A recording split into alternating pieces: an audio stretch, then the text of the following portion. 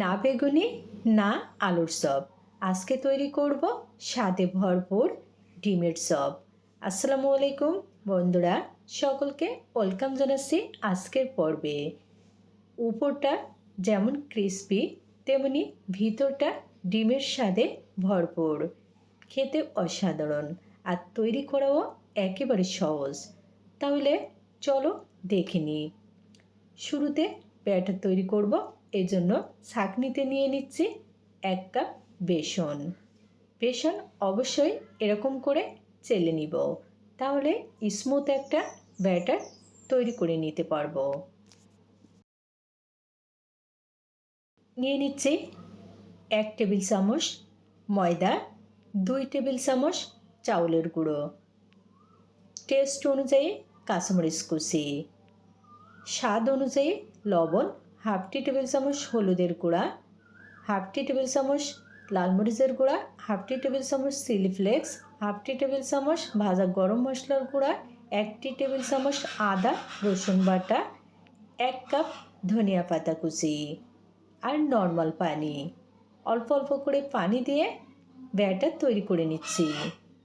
আর হ্যাঁ, এখানে শুকনো চাউলের গুঁড়ো নিয়েছি।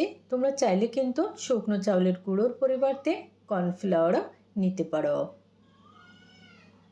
তবে অবশ্যই শুকনো চাউলের গুঁড়ো কিংবা কর্নফ্লাওয়ার দিতে হবে, তাহলে ডিমের চপগুলা অনেক বেশি মুচমুচে হবে।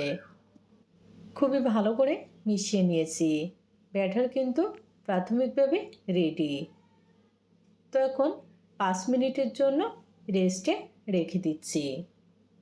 চপ তৈরির জন্য এখানে 3টি সিদ্ধ ডিম নিয়েছি। ডিম এরকম করে 4 ভাগ করে কেটে নিচ্ছি। তোমরা চাইলে কিন্তু 2 ভাগ করেও এই ডিমের চপগুলা তৈরি করে নিতে পারো। ভাজার জন্য প্যানে পরিমাণ মতো তেল দিয়ে দিলাম। আর এদিকে 5 মিনিট পরে ব্যাটার কিন্তু ভালোভাবে সেট হয়ে গেছে। তো এই পর্যায়ে নিয়ে নিচ্ছি হাফ টি টেবিল চামচ বেকিং পাউডার।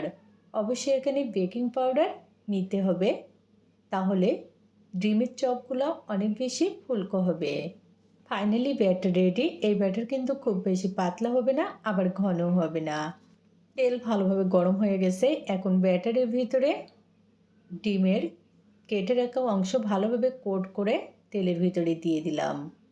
এই পর্যায়ে কিন্তু চুলার আঁচটা মিডিয়াম টু লোতে রাখতে হবে।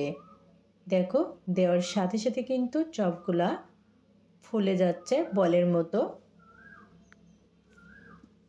একটু সময় নিয়ে উল্টে পাল্টে ডিমের চপগুলা ক্রিস্পি করে ভেজে নিব।